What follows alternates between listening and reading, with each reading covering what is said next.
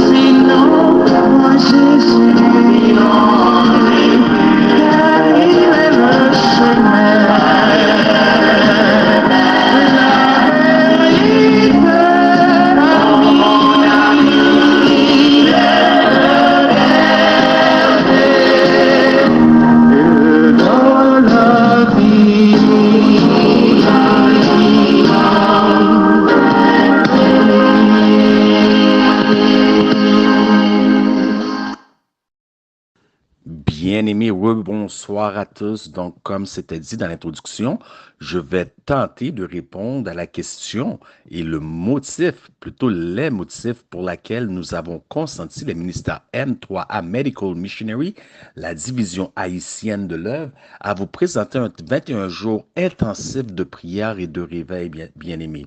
Et comme je l'ai dit auparavant, au soir 3, je suis peut-être le seul dans toute la programmation des 21 jours qui n'a pas été mandaté à la prédication. Donc, ceci dit, plus que l'Éternel ne m'a pas envoyé, donc je ne vais pas vous prêcher encore ce soir, mais je vais plutôt vous ouvrir mon cœur. Ça va être un appel du cœur afin que vous puissiez comprendre pourquoi le ministère M3A Medical Missionary, la division haïtienne de l'œuvre, vous présente ces 21 jours de prière et de réveil. Mais avant tout, c'est bien-aimé, j'aimerais qu'on courbe la tête pour une courte prière. Éternel, je te prie de me cacher derrière la croix afin que je ne sois ni vu ni entendu, mais que cette croix soit élevée et que Jésus soit vu, afin que lorsqu'il sera élevé, que tout homme puisse être attiré à lui. Et c'est au nom de Jésus lui-même que nous te prions. Amen. Donc, bien aimé, j'ai eu l'opportunité au cours de ma vie, que ce soit de façon personnelle ou avec avec diverses conférences de l'Église adventiste, de faire plusieurs voyages, plusieurs œuvres d'évangélisation, dis-je, conduire plusieurs semaines de réveil ou de campagne d'évangélisation dans plusieurs pays.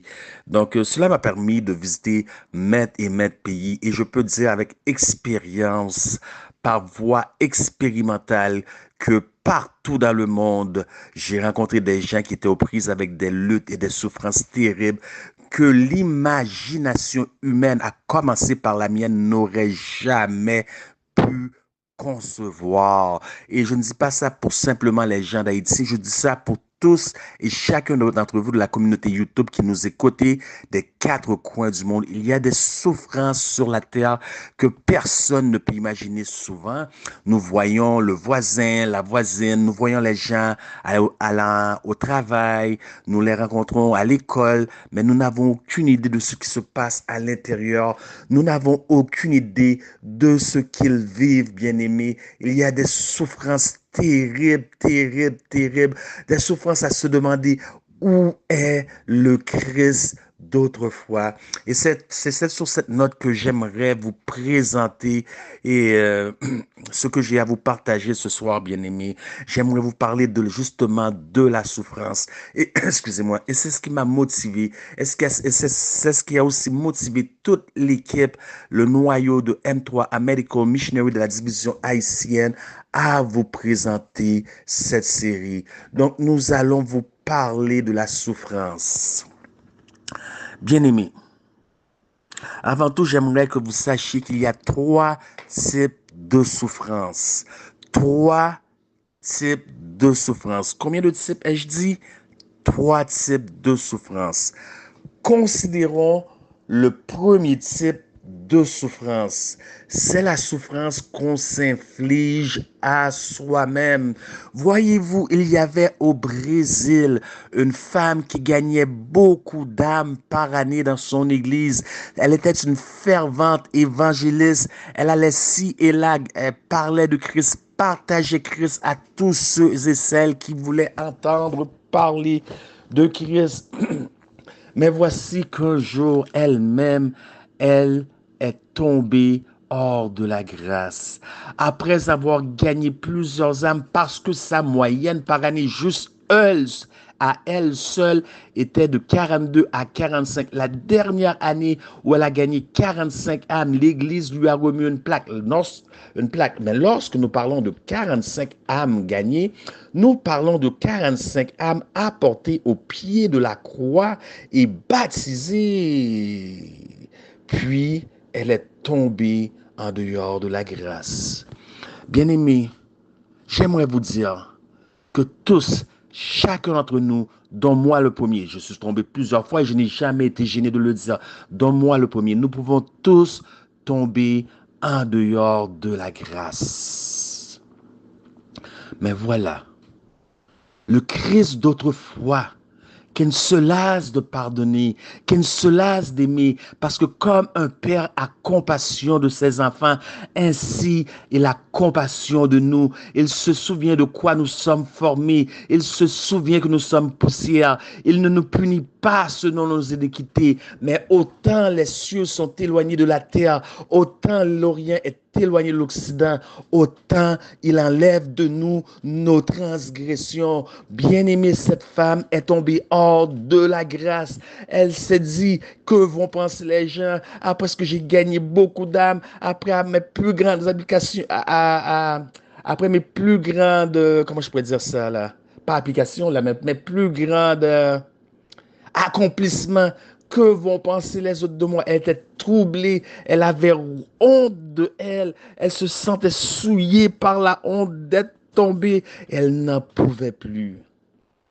Elle n'en pouvait plus d'attendre les petites voix dans sa conscience qui l'accusaient, oubliant que la parole de l'Éternel nous dit, si votre conscience vous accuse, Dieu est plus grand que votre conscience. Elle s'est mise à genoux, ce qui était la meilleure chose à faire. Elle a imploré, elle a supplié la grâce de l'Éternel sur elle.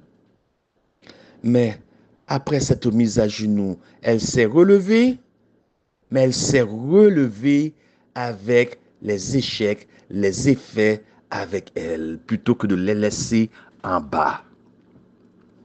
Le résultat final des docteurs, le diagnostic final des docteurs, parce que elle s'est ramassée à cause de cet état sur une chaise roulante paraplégique, du cou en bas ne pouvant bouger plus aucun de ses membres, par faute de pardon. Et pourtant, nous avons un Dieu, chers amis, nous avons un Dieu qui pardonne, qui vous attend les bras ouverts. Car si l'Éternel tenait en considération, prenait en compte tous nos péchés qui subsisteraient, Somme 130, versets 3 et 4 nous dit, mais le pardon est auprès de toi afin que tu sois craint. Craignez Dieu et donnez-lui gloire pour son amour, bien-aimé. Craignez Dieu, car le pardon est auprès de lui afin qu'il soit craint. Mais cette dame ne s'est pas pardonnée elle-même, tandis qu'elle avait toute la plénitude du pardon de Dieu. Résultat final, en chaise roulante, paraplégique. Et ça, c'est le diagnostic que les docteurs ont donné. Voyez-vous pourquoi la servante du Seigneur nous dit que 9/10 des maladies se produisent dans l'esprit? Donc, le premier type de souffrance et de douleur, c'est la souffrance qu'on s'inflige à soi-même. Le deuxième type de souffrance, ce sont les souffrances que la vie nous impose, la vie de tous les jours nous impose, dont nous sommes victimes. Nous n'avons pas couru après, nous sommes de fidèles victimes de ces souffrances qui viennent trop souvent nous troubler notre terrain, troubler, brouiller notre chemin. Ce sont des souffrances que la vie nous inflige. Et c'est souvent lorsque la vie nous inflige de telles souffrances, bien-aimés, que les gens qui nous entourent, qui seraient censés nous élever, qui seraient censés nous soutenir, c'est là qu'ils mettent le plus de poids sur notre fardeau. En d'autres mots, nous voici sombrant dans l'eau, il n'y a que la tête qui dépasse. Nous n'avons même pas la force de lever le bras pour attraper le bras d'une autre personne, mais plutôt que de nous saisir par le bras, tandis que notre tête dépasse de l'eau, ils prennent leurs pieds et ils nous le mettent sur la tête et enfoncent. Tel était le cas des 3 amis de Job, tandis que Job avait le plus besoin de soutien, de confort et de réconfort. Ses amis étaient devenus pour lui une pierre d'achoppement. Bien-aimé, j'aimerais vous donner un exemple. Parce que ce soir, comme je le dis, je vais parler de mon cœur. Je n'ai pas été mandaté par l'Éternel. Donc, il n'y a pas de prophète qui puisse aller, qui n'a pas reçu un message, qui n'a pas été envoyé. Donc, je vous ouvre mon cœur. Je vous parle du fond de mon cœur encore une fois ce soir. Et ce sont des vraies histoires que je vais vous conter, bien-aimés, de vraies histoires afin que vous puissiez comprendre la deuxième type de souffrance qui est ce que la vie nous inflige contre notre volonté. Un homme, un jeune homme, sorti de la maison et il est parti faire des trucs, s'amuser avec ses copains. Est venu le soir, il retourne à la maison, il monte les escaliers, il sort la clé de sa poche, il met la clé dans la serrure, mais en mettant la clé dans la serrure de la porte, quelque chose le frappe, un instinct, quelque chose dans son instinct lui dit quelque chose ne tourne pas rond. Il ouvre la porte. Il y avait une noirceur terrible dans la maison. Cet homme vivait avec son père. Non seulement il y avait une noirceur terrible dans la maison, mais il y avait une odeur qui était désagréable, qui ne semblait pas à une odeur connue. Alors l'homme décide d'ouvrir la lumière. Il ouvre la lumière, regardant le long du corridor, il remarque que puisqu'il approche vers la cuisine, qu'il y a des petites taches sur le mur, mais il est encore trop loin pour voir quelles sont ces taches. Il s'avance de plus près de la cuisine qui avait une toute petite lumière de veille allumée. Il s'avance et plus il s'avance, il voit ces petites taches sur le mur qui ressemblent à des vers. Mais il ne comprend pas. Il approche. Lorsqu'il est de plus en plus proche, il voit que ce ne sont pas des vers, mais ce sont des choses qui ressemblent comme à des morceaux, des tissus de peau. Et c'est rouge. Il prend l'odeur. Il sent que c'est l'odeur du sang. Le jeune homme commence à paniquer. Il rentre dans la cuisine et à sa grande surprise, il découvre son père par terre, ensanglanté, le cerveau ouvert, avec le fusil qui semble qu'il avait mis le fusil dans sa bouche. Il s'était fait exploser la cervelle. Au jour des funérailles, cet enfant était hystérique. Cet enfant était presque théâtral, hystérique. Et vous pouvez imaginer, vous qui êtes haïtien, comment les funérailles peuvent être hystériques et théâtrales, tellement les gens souffrent de douleur. Il n'y avait rien à faire, absolument rien à faire pour consoler cet enfant. Pourquoi il n'y avait rien à faire pour consoler cet enfant? C'est parce que le père s'est fait éclater la cervelle, mais dans le processus, il a aussi éclaté la cervelle de son fils. Car tout ce que vous faites à vous-même affectera ceux qui vous aiment. Aujourd'hui, sous le timbre de ma voix, il y en a qui vivent des calamités terribles, des abominations terribles. Ils se demandent où est Dieu. Un autre exemple, un missionnaire médical, il avait comme rêve de fonder un orphelinat. Donc, il a eu l'opportunité de voir son rêve se réaliser. Il est parti, il a pris sa femme, son épouse et ses enfants. Il est parti dans un pays lointain, un pays en voie de développement du tiers-monde. Il a construit un orphelinat avec les moyens qu'ils avaient dans ce pays. Et puis un jour, il avait plein d'enfants sous sa charge. Voilà son rêve, apporter un baume pour un monde qui souffre, un monde déchu. Et voilà qu'un jour, il sort de sa maison pour aller au supermarché, faire le marché pour acheter de la nourriture pour nourrir tous les enfants, laissant sa femme et ses enfants personnels et les enfants qu'il a adoptés dans cet orphelinat. Il monte dans sa voiture, il ne fait que 5 minutes de voiture, voilà une grosse tempête s'abat et de loin il voit la maison s'écrouler, il fait demi-tour, il voit tous sont morts, sa femme, ses enfants et les petits-enfants qu'il avait pris sous son aile dans cet orphelinat.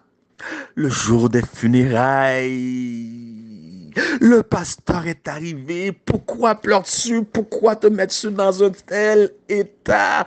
Ne sais-tu pas qu'il y a la seconde résurrection? Ne sais-tu pas que Christ revient bientôt au son de la dernière trompette? Les morts en Christ ressusciteront et nous qui sommes restés derrière, nous serons enlevés. Pourquoi te mettre donc dans un tel état? Les anciens sont venus, ils lui ont dit à peu près la même chose. Vous savez, vous qui souffrez lorsque les gens vous viennent, c'est pas eux qui vivent votre souffrance, ils viennent et ils vous citent des versets qui roulent très bien sur le bord de la langue. Mais un an plus tard, le pasteur qui lui avait dit ces paroles vit sa femme mourir. C'était au tour du pasteur d'être inconsolable. Les anciens sont venus, ils lui ont cité des versets qui roulent tout bien sur le bout de la langue. Des membres sont venus, ils ont cité des versets qui roulent très bien sur le bout de la langue.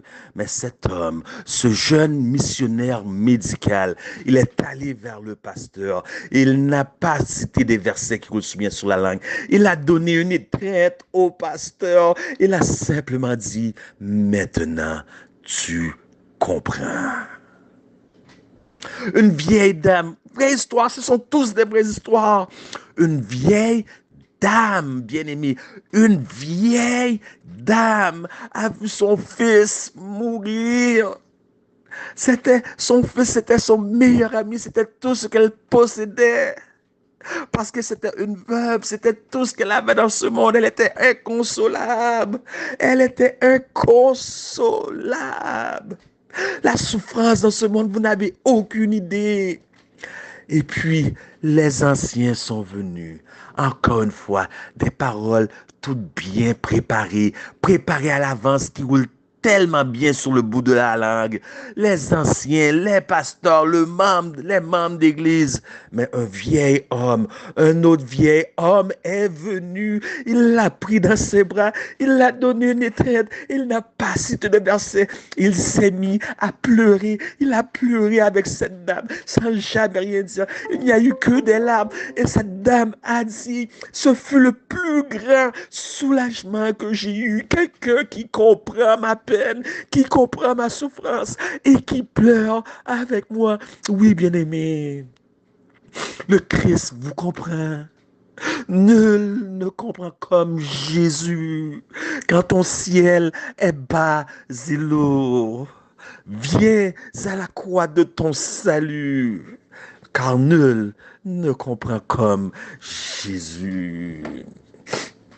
Bien-aimé, ça c'était entre la première sorte de douleur et la seconde sorte de douleur, c'était le milieu, ou bien on peut dire la deuxième type de souffrance humaine. Il y a une troisième type de souffrance, c'est la souffrance que les autres nous infligent. J'aimerais vous conter l'histoire de Max. Nous l'appelons Max, car ce sont les jours où je travaillais comme aumônier dans l'une des pénitenciers du pays. Aujourd'hui, bien que je ne suis plus à cet emploi comme aumônier dans cette prison, je suis encore lié par le secret professionnel et à cause de cela, nous allons le surnommer Max. Max était un homme assez corpulent et nous parlons pas de gras, mais nous parlons de muscles. Max était un homme imposant qui fait peur. Mais lorsque vous connaissez Max, vous voyez qu'il n'y a pas plus grand amour que cet homme-là, un homme doux, affectueux, tendre. Et puis, Max, la caractéristique importante chez Max, c'est que Max aimait le Seigneur, de sorte que l'aumônier en chef, puisque je n'étais pas l'aumônier en chef, lui a confié un dimanche de présenter un message, de s'occuper du culte. Et Max m'a demandé, j'aimerais que tu sois là parce que j'aimerais que tu assistes et me dire ce que je dois faire, ce que je dois améliorer et pour si jamais je dois prêcher un autre message. Et Max présenta un message ce jour-là. J'ai passé 6 ans et demi, dont 2-3 semestres en homélétique, l'art de la prédication à l'université adventiste comme pour apprendre. Et Max n'avait aucun cours théologique. Max n'avait jamais été à l'université. Max était un homme comme tous les autres hommes. Max n'avait rien du côté pastoral. Max était un simple individu. Mais ce jour-là, Max a prêché. Il a bouleversé toute l'assemblée, dont moi, le premier dans cette chapelle. Je fus troublé. Donc, j'étais édifié à salut, mais je fus réellement troublé dans mon âme. Le message est venu me perforer parce que la parole de Dieu est comme une épée à deux tranchants. Max a chamboulé ma vie avec un seul message. Un homme qui n'avait pas aucun cours, mais dont l'Esprit de Dieu reposait sur lui cette journée-là. Donc, après avoir entendu le message de Max, il ne me restait plus qu'une seule question. Max, qu'est-ce qu'un homme comme toi fait ici? Et c'est alors que Max m'a raconté son histoire qu'un lundi, il a terminé le travail beaucoup plus tôt qu'à d'accoutumée. Il est rentré chez lui et sans aviser, il trouva sa femme au lit avec un pur étranger. Avant que Max réalisât ce qui se passa, il se trouva les menottes au poignet, arrêté par la police pour double meurtre. Aujourd'hui, Max m'a dit que s'il avait attendu 2 minutes de plus hors de sa colère, il ne serait pas là aujourd'hui. Voyez-vous la souffrance que les autres peuvent vous imposer parce que cette femme était toute la vie de Max. Max faisait confiance à cette femme avec sa vie. Avec sa vie. Mais cette femme a démoli, a détruit Max. Voilà le troisième type de souffrance, bien-aimé. Les souffrances que les autres nous imposent.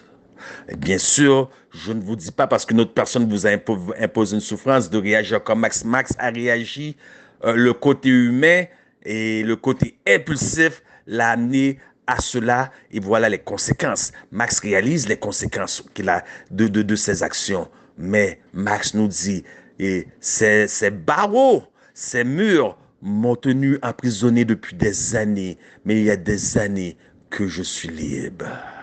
Parce qu'il y a un Jésus qui comprend, un Jésus qui pardonne. 3 types de souffrance. J'aimerais vous parler maintenant de du quatrième type de souffrance.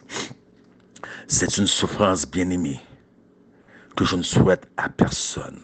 Car voyez-vous, imaginez-vous une seconde qu'un homme prend votre fille et la viole.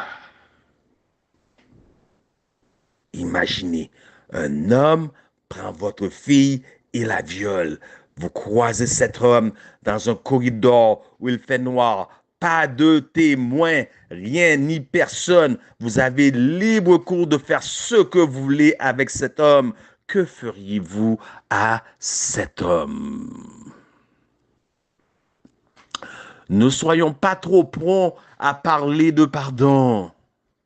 Mettons-nous dans la place des gens qui souffrent. Mettons-nous du côté humain de la faiblesse humaine, de la faiblesse de la chair. Que feriez-vous à cet homme? Et si vous avez l'opportunité, on va mettre le cas plus drastique. Votre enfant n'a que 3-4 ans, même pas formé. Et vous voyez un homme adulte avec un membre viril la déchirer.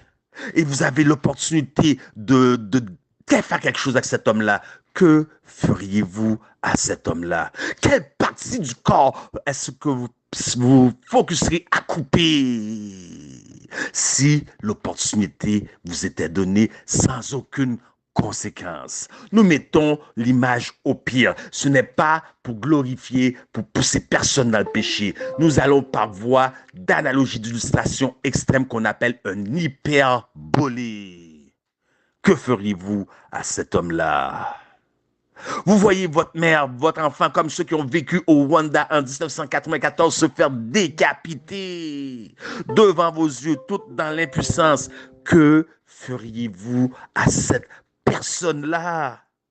Vous n'avez ni paix, ni rien. ni tranquillité jour et nuit, et vous alimentez la pensée de la vengeance, que feriez-vous à cet homme-là? Bien-aimé, c'est là où je veux rentrer aujourd'hui, dans le quatrième type de souffrance. Je ne sais pas, c'est très facile pour moi de dire pardonner. C'est pas moi qui vais avec ça. C'est facile pour moi de le dire pardonner. Mais c'est pas moi qui te prise avec la souffrance. Je dois me mettre dans la peau de l'autre personne. Mais je vous dis, je vais vous présenter un quatrième type de souffrance et vous allez comprendre pourquoi nous, les ministères M3A Medical Missionary, nous vous présentons cette campagne de 21 jours. Nous allons considérer la quatrième type de souffrance qui se réfère à l'amour de Dieu et l'amour du Christ. Jean 3,16 nous dit, car Dieu a tant aimé le monde qu'il a donné son Fils unique afin que quiconque croit ne périt point, mais ait la vie éternelle. Dieu a tant aimé le monde qu'il a donné son Fils unique. Il n'a pas donné un bras. Il n'a pas donné une épaule. Il n'a pas donné une jambe. Mais lorsqu'il a donné son Fils, il a donné au complet. Il a, autrement dit, vidé le ciel. Écoutez très bien ce que nous dit l'histoire de la rédemption. Vous allez comprendre pourquoi les ministères M3A nous vous présentons pendant ces 21 jours le Christ d'autrefois, le Christ d'aujourd'hui. Écoutez ce que nous dit l'histoire de la rédemption et vous allez comprendre la quatrième type de souffrance qui est le pire que tout homme peut imaginer. Écoutez, la nouvelle de la chute de l'homme plongea dans le ciel, dans la consternation. Le monde nouvellement créé, contaminé par le péché, allait être habité par une race vouée à la souffrance et à la mort. Cette catastrophe souleva d'universelles lamentations, c'est-à-dire comment je peux dire ça là? Pas les villes, les galaxies qui n'ont jamais péché. La Terre était le seul. Ils regardent, notre Terre était donnée comme théâtre. Et tout le monde était dans la constellation, dans la lamentation. On n'entrevoyait aucune possibilité de sauver les coupables. Mais l'amour divin avait à l'avance conçu un plan pour le rachat de l'homme. La loi, violée, demandait la vie des transgresseurs. Or, cette loi était aussi sacrée que Dieu lui-même, et seul un être égal au Très-Haut pouvait, en fournissant la rançon du pécheur, devenir son substitut et le réconcilier avec lui. Cet être, c'était le Fils de Dieu, le glorieux commandant des armées du ciel. Pour accomplir cette mission, il devrait prendre sur lui la coupe et le stigmate du péché, descendre jusqu'au dernier échelon de l'ignominie et se voir séparé de son Père. Écoutez. Dans cette effroyable perspective, le Fils de Dieu ne recula pas, ému de compassion pour le couple infortuné, étreint d'une pitié infinie à la pensée des douleurs d'un monde perdu, il accepte cette entreprise avec tous ses alias. Il se sacrifiera pour réaliser la pensée éternelle de l'amour de Dieu. Écoutez maintenant, soyez de toutes écoutes. Vous allez comprendre pourquoi les ministères M3A Medical Missionary, quels sont nos motifs, pourquoi nous faisons ce que nous faisons. Écoutez, devant le Père, il plaide à la cause du pécheur. Cependant, que l'armée du ciel attendait dans une grande anxiété le résultat de l'entrevue. Il dura longtemps ce mystérieux colloque, ce conseil de paix en faveur de l'homme, le plan du salut qui prévoyait l'immolation de l'agneau sans défaut et sans tache avait été formé avant la création du monde. Écoutez, écoutez, bien-aimés, écoutez, écoutez, écoutez, écoutez. S'il vous plaît, de grâce, soyez attentifs. Et né, aïe, aïe, et né à moins, ce ne fut pas sans lutte. Où est-ce que vous entendez? Ce ne fut pas sans lutte que le roi de l'univers consentit à abandonner son fils à la mort pour une race coupable. En d'autres mots, il aurait pu dire, va en bas, va les restaurer, on va te faire souffrir, on va te tuer, mais je vais te ressusciter et tu vas revenir ici en gloire comme tout était avant et ça, on tout serait oublié. Mais le texte nous dit, ce ne fut pas sans lutte. Ce ne fut pas sans lutte. 2 Corinthiens 10-12. Se mesurant par les mesures, leurs propres mesures, se comparant à eux-mêmes, ils montrent qu'ils ne sont pas sages.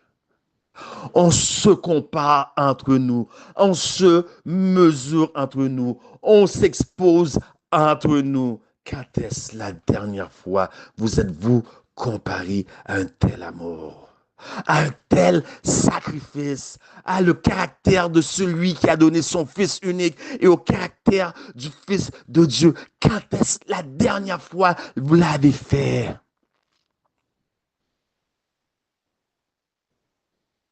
Ah, ça s'en vient étrangement silencieux, hein? It's getting real quiet in here. Quand est-ce la dernière fois vous êtes-vous mesuré à Christ?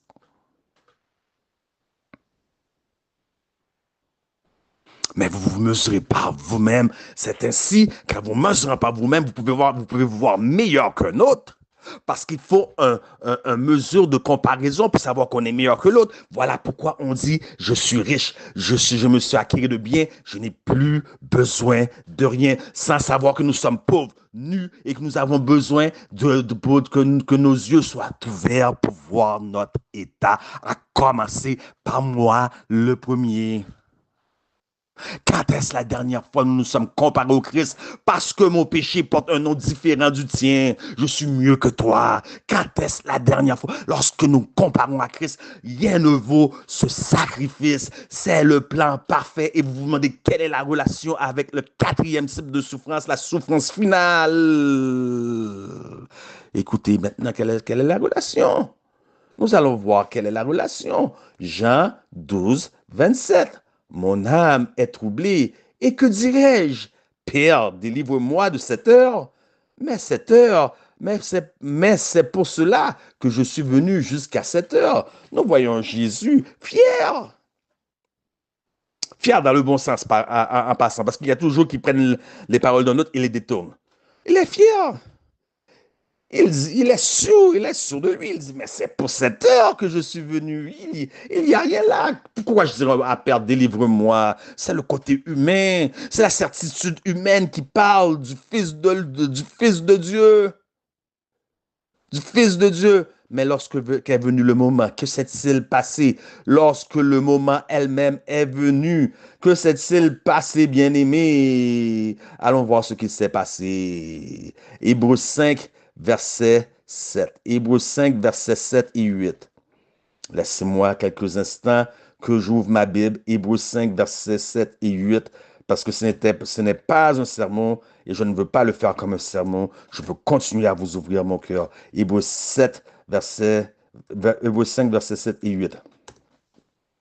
C'est lui qui dans les jours de sa chair, Hebrews 5, verse 7 and 8, c'est lui qui dans les jours de sa chair, ayant présenté avec de grands cris et avec des larmes, des prières et des supplications à celui qui pouvait le sauver de la mort, ayant été exaucé de sa piété, a appris, bien qu'il fût fils, l'obéissance par les choses qu'il a souffert. C'est lui qui, dans les jours de sa chair, ayant présenté avec quoi? De grands cris, de grandes larmes, avec des larmes, des prières et des supplications. Mon Dieu, s'il est possible que cette coupe s'éloigne de moi, toutefois, non pas comme que je veux, mais comme que tu veux. 3 fois, mon Dieu.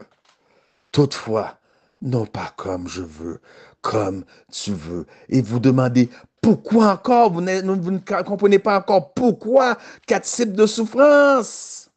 Vous ne comprenez pas. Pourquoi 4 types de souffrance? La relation, pourquoi nous vous présentons cela? Allons voir dans Apocalypse 14, 9 et 10. Et un autre ange, un troisième ange, les suivit en disant d'une voix forte, si quelqu'un adore la bête et son image, Brother Hakim, this is Revelation 14, si quelqu'un adore la bête et son image et reçoit une marque sur son front ou sur sa main, il boira lui aussi du vin de la fureur de Dieu, versé sans mélange dans la coupe de sa colère. Il sera tourmenté devant le feu et le soufre, devant les saints anges et l'agneau. Un verset divisé en 2 parties ici. 2 parties. Ce verset nous parle du 3e message. Lorsque tout s'accomplira par la dernière supercherie, le dernier acte dans le drama, le dernier acte dans la scène finale de ce monde, qui sera une loi nationale du dimanche qui va compléter tous les points d'un nouvel ordre mondial dirigé par un seul gouvernement mondial, un seul dirigeant mondial qui sera le pape lui-même. Donc, les gens vont prendre une marque. Donc, ils vont accepter la marque et l'autorité de Rome, puisqu'une bête en prophétie égale une nation, un royaume. Ils vont, accepter l'autorité de Rome qui, eux, le disent eux-mêmes. Le dimanche est notre lot, est notre marque d'autorité. Donc, la colère de Dieu s'abat sur la terre. Les 7 dernières plaies de l'Apocalypse 16 s'abattent sur la terre. Puis la parousia vient. La seconde venue de Jésus vient. Et dans la gloire, lorsqu'ils voient la gloire du Fils de l'homme dans tout son éclat, ils sont consumés. Ils crient, montagne, tombez sur nous. Nous ne pouvons pas supporter cet éclat de gloire. Et il meurt. Mais voici, Dieu devra, bien aimé, les ressusciter maintenant pour avoir part à la rétribution finale, puisqu'un jugement se fait en 3 étapes. Première étape, investigation. Apocalypse 14, verset 7. Investigation. Deuxième étape, la sentence. Troisième étape, l'application de la sentence qui se fait après le millénium. Voyez-vous, les gens sont ressuscités et lorsqu'ils sont ressuscités, en quelques instants, Dieu met une vue panoramique de toute leur vie. Ils voient toutes les fois qu'ils avaient l'opportunité d'accepter Jésus. Le sacrifice de Jésus. Là, ils comprennent que s'ils sont perdus, ils sont perdus par leur propre faute, que Dieu est juste, tu es juste dans sa sentence et sans reproche dans ton jugement. Et puis, Dieu, le feu descend du ciel, il les consume. Mais voici, bien-aimé, la raison finale, et je ferme bientôt sur ces mots, pour lequel nous faisons ce que nous faisons, M3A Medical Missionary. De toutes les trois souffrances, laquelle pensez-vous est la pire? Celle que vous êtes infligée à vous-même, celle dont vous avez été victime et que la vie vous a infligée, ou celle que que les autres vous infligent? Laissez-moi vous dire qu'aucune de ces souffrances ne sont comparables à ce que nous ressentons comme souffrance lorsque la souffrance nous est infligée. Cela ressemble beaucoup au deuxième type de souffrance. Je vais vous donner des exemples concrets de ma vie privée. Vous voyez à quel point je vous aime, vous qui m'écoutez des quatre coins du monde qui ne me connaissent pas, afin que je puisse vous ouvrir ma vie personnelle. Il y a eu des moments de souffrance dans ma vie, bien-aimé, que je ne pouvais même pas supporter. Des moments de souffrance dans ma vie, bien-aimé, où j'ai maudit ma propre famille. Ah, vous allez comprendre.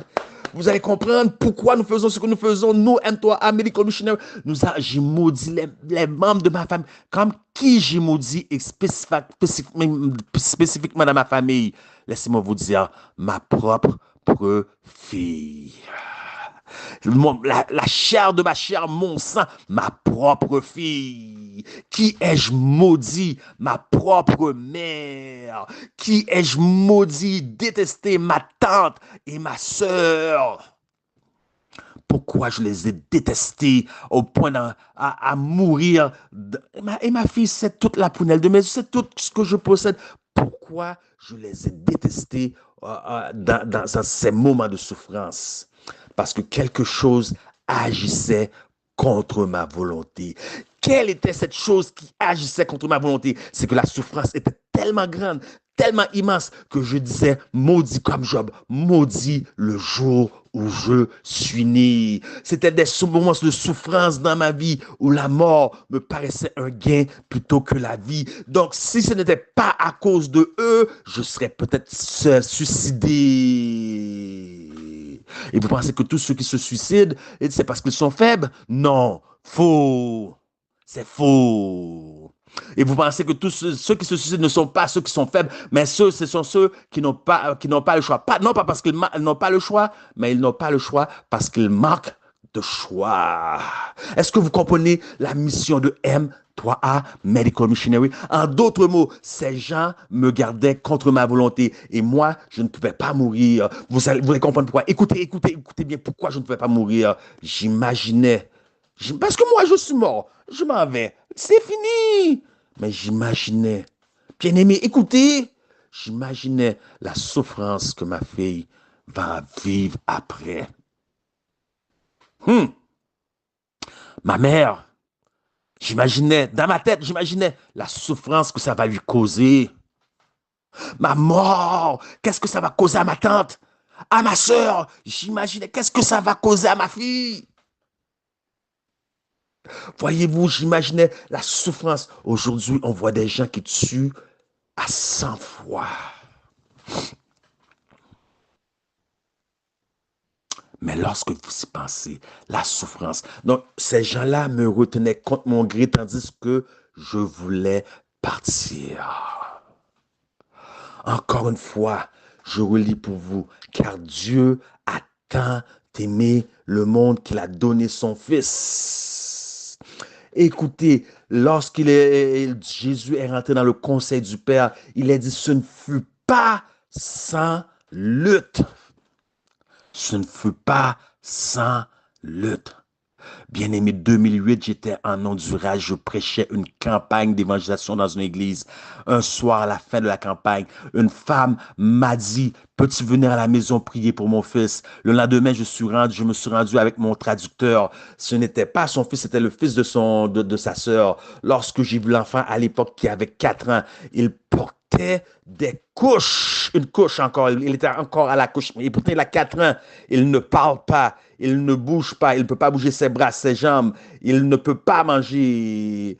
Il avait une maladie au cerveau. Il était assis sur son père et moi, je fixais cet enfant et je voyais l'enfant, je voyais la souffrance, je ressentais comme une éponge cette souffrance et je devais être fort parce que je venais prier pour ces gens, mais c'était plus fort que je pouvais concevoir. L'enfant était assis sur son père et tout d'un coup, je levais ma tête et je regardais le visage du père. Qui a souffert le plus? Le fils ou le père? Le père voyant Jésus sur cette croix, il voit son fils souffrir, il ne peut pas intervenir, les anges ne peuvent pas intervenir, même le soleil refuse de montrer sa clarté, et il voit Christ comme ça, il voit son fils unique, il sauve. Qui a souffert le plus sur cette croix? Le père ou le fils?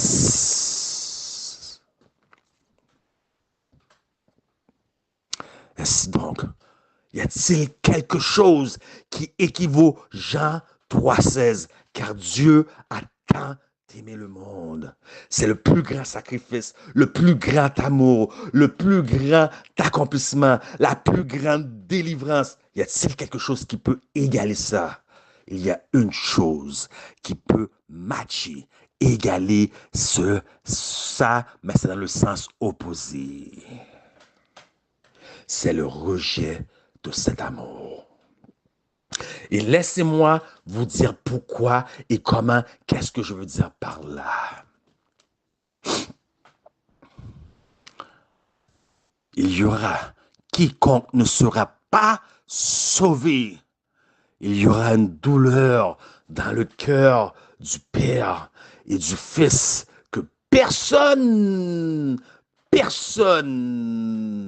ne pourra sauver, ne pourra combler, ne pourra consoler. Il y aura une douleur dans le cœur du Père. Est-ce que moi, j'aime tellement ma fille qui est juste ma fille, ma mère qui est juste ma mère, et j'ai pas pu me suicider juste pour pas les faire souffrir. Je ne pouvais pas m'imaginer. Est-ce que comment vous êtes capable d'imaginer de faire souffrir Dieu? De faire souffrir le Fils? Et vous disiez que vous aimez Dieu, vous disiez que vous gardez les commandements de Dieu. Tu aimeras le Seigneur ton Dieu de tout ton cœur, de toute ton âme, de toute ta force, de toute ta pensée. Et vous allez faire souffrir Dieu. Comment vous avez le culot, l'audace de dire que vous aimez Dieu? Ah, je suis incapable, j'étais incapable de prendre ma vie, de faire atteinte à ma vie. C'était trop fort pour moi d'imaginer ma fille, qu'est-ce qu'elle va ressentir, d'imaginer ma propre mère qui me gardait contre mon gré. Et j'ai décidé de prendre ma pilule. Quiconque n'est pas sauvé, imaginez la douleur que ça va mettre dans le cœur de Dieu. Tout comme une mère ayant 4 enfants, un meurt, il en reste 3, elle peut se réjouir, mais aucun des 3 ne pourra prendre la place de celui qui est parti. Dans le ciel, Jésus tiendra ce fruit, il dira, je l'avais cueilli juste pour toi mon fils, juste pour toi ma fille, c'était juste pour toi. Il aura une fleur, il aura une couronne qu'il avait mis dans un storage. Il avait dit, j'avais réservé cette couronne juste pour toi. Si quelqu'un n'est pas sauvé, imaginez la douleur qu'il y aura dans le cœur de Dieu. Mais Dieu a choisi autrement, sachant dans son amour, dans sa préscience que lui-même ne pourrait pas supporter cette perte. Lui-même ne pourra pas supporter cette souffrance dans son cœur, ni le Fils ne pourra supporter cette souffrance dans son cœur si tu n'es pas là, parce que Dieu a vidé le ciel, parce que le ciel c'est la présence de Jésus, et ce ne fut pas sans un combat. Alors que fera Dieu d'abord? Il fera en sorte, écoutez, il fera en sorte que tous ceux qui sont perdus soient comme n'ayant jamais existé.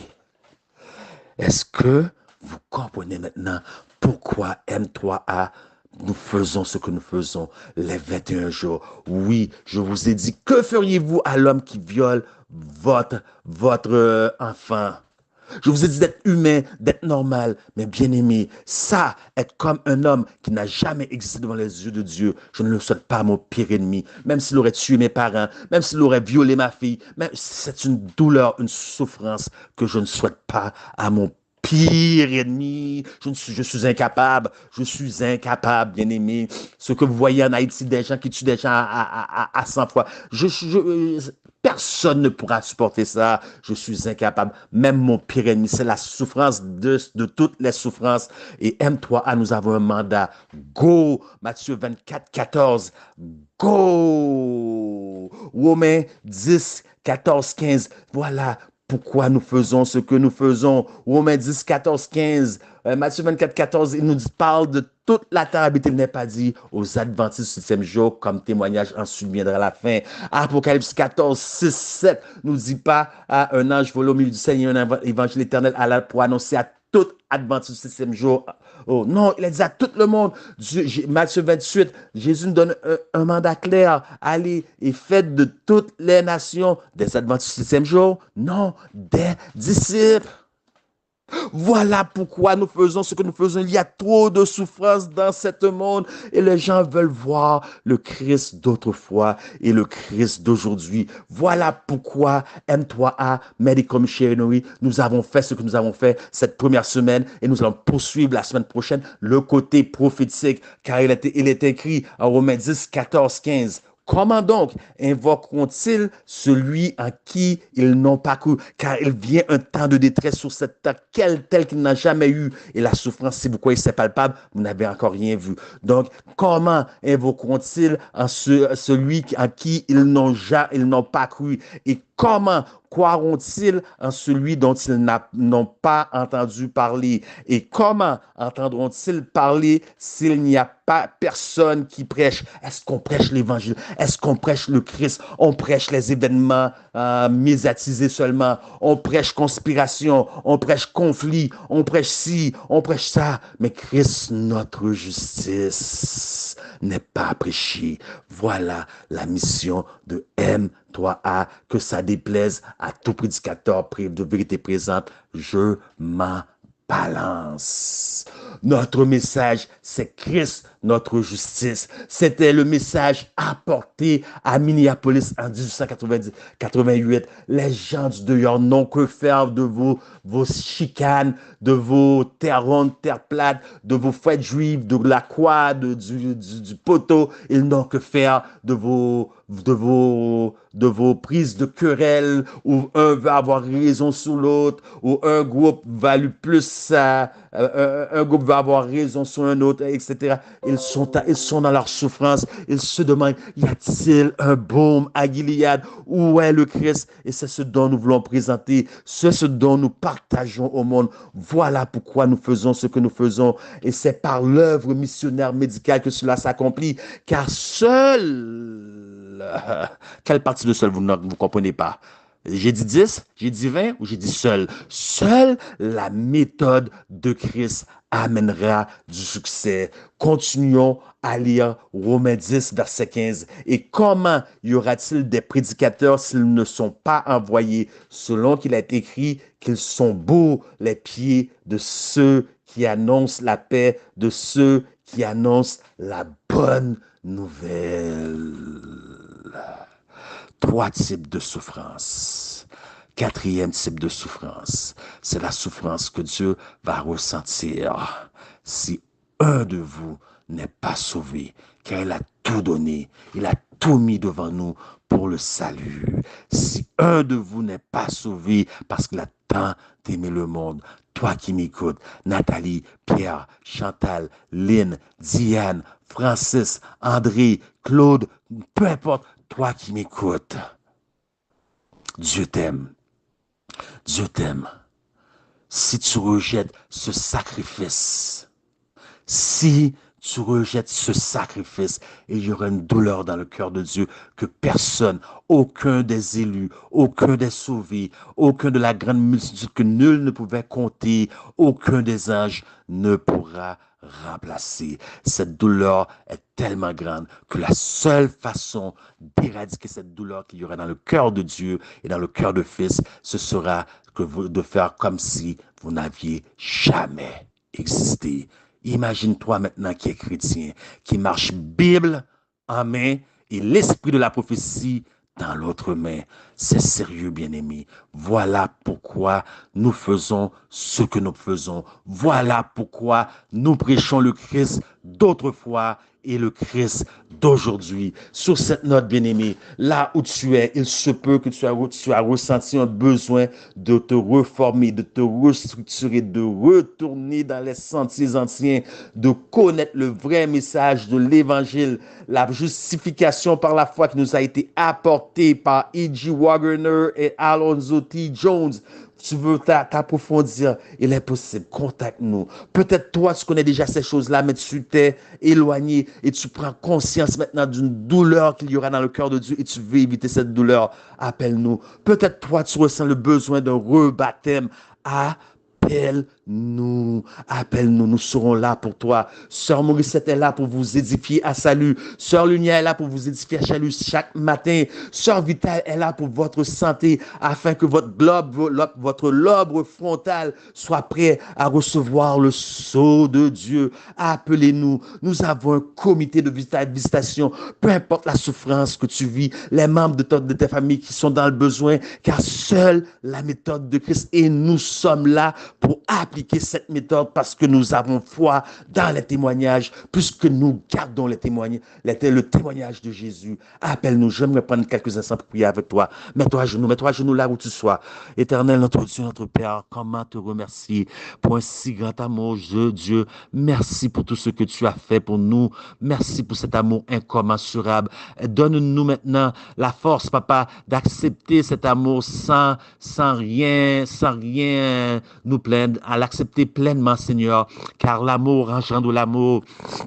Et nous savons que c'est par cet amour, Papa, que lorsque viendra une loi qui nous empêchera d'acheter ou de vendre, que c'est par cet amour que nous allons résister. Nous allons plutôt préférer mourir que de transgresser ta loi, car l'amour engendre l'amour. Soit avec tous ceux qui acceptent le message dans leur cœur, soit avec tous ceux qui ont écouté tous les messages depuis les 6 premiers jours jusqu'à aujourd'hui, ceux qui sont dans la vallée de la décision, Seigneur, par ces messages-là, ceux qui sont édifiés à salut et ceux qui luttent, Papa, avec ces messages-là, parce que nous savons que ça challenge toute leur compréhension de la parole, Seigneur. Mais, Seigneur, maintenant, nous sommes contents, nous nous réjouissons que Christ revient à force élevée, Seigneur, élevée selon sa parole, que lorsque nous l'élèverons, il attirera les hommes à lui. Merci d'avoir simplement fait de nous des instruments, Seigneur. Purifie-nous nous-mêmes, afin qu'après avoir prêché l'évangile aux autres, nous ne soyons pas rejetés nous-mêmes. Nous te demandons tout cela par les mérites de notre Seigneur et Sauveur Jésus-Christ. Amen.